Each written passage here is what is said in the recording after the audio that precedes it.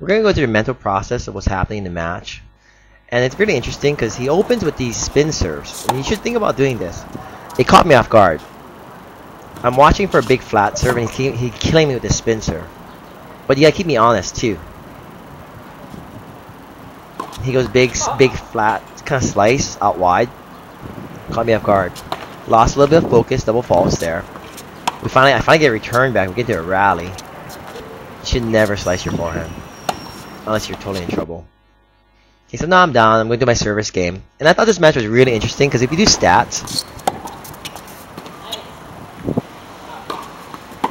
like I'm getting a lot of first serves in, and they're not coming back.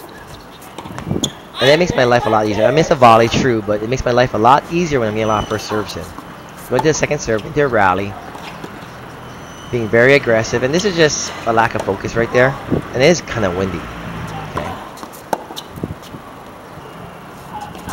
The key here is, if you notice, a lot of my first serves are going to his backhand, a lot of my shots are going to his backhand. And once I get to net, the point's pretty much over. So I'm realizing I need to get to net, I need to play his backhand. Now the goal here is get the serve back. So we're getting to a rally, which is what I want. But now I'm not doing anything with the ball. Got lucky here. But the key here is, see how many returns I'm missing. God. But now he's going flat and hard at me, not spin serving me anymore. If you're a good server, you want to mix and match. By mixing and matching, it makes life a lot harder for the returner.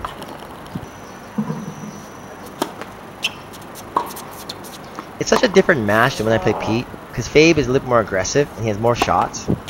But he doesn't play defense as well as Pete. So now I'm going to do my service game again. It's very important I hold serve. So what's going to help me hold serve is first serve to his backhand, come to net. And you see it's working out. I'm getting a lot of first serves in. And see, I go to the forehand. Every time I go to this forehand first serve, I'm missing. So I'm just going to go to the backhand. So I'm going to go backhand. So we're in the second serve rally. Go to the backhand. Go to the backhand. And mix it. So you got to keep them honest also. So now we're at 2-2. Now I want to break him right here. Still serving huge at me. So now I'm thinking maybe I should just slice already. Notice the difference between his forehand and his backhand. And his backhand always goes down the line. So when you're playing opponents, try to see where they're going to go. Great shot. I can't do anything about great shots. Big serves, good shots. I can't do anything about that. That was a rock. I mean, so now I just got to make sure I hold my game. So it's really interesting, you know, this game's kind of a stalemate in that he can't break me and I can't break him. Second serve, backhand. Second serve again. So now my first serve percentage is getting a little lower, but he's getting a little bit too aggressive. Should never hit the ball right at me. So now we're in the tiebreaker. In the tiebreaker, I'm focusing on first serve, playing his backhand, and getting his serve back. See, I've gone to the chip to get the ball back. This is where I luck out. We get this extended rally. But he's not the best volleyer, and I'm attacking his weaker side. He has a pretty good forehand volley. And this is where I'm hitting breaks now. I'm up a mini break. Get first serve in. I'm up 2-0. Keep the pressure up. Okay, now I'm up 3-0. 3-0, you can go for a return. You know, you might as well go for a return. Be aggressive when you're up. Gone to the chip, and I totally blow it again. I should just nail it. 3-1, I should just hit it. Still serving big. I'm up 4-2.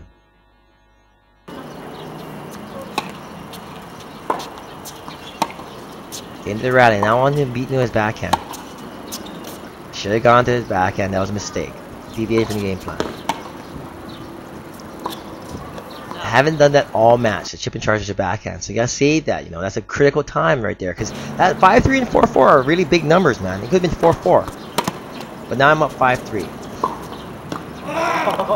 And he misses the approach. So I'm up 6-3. That's I call a lucky break on that. Now I'm thinking first serve, backhand. That was dumb. I should hit forehand. First serve, backhand. Good volley, in the story.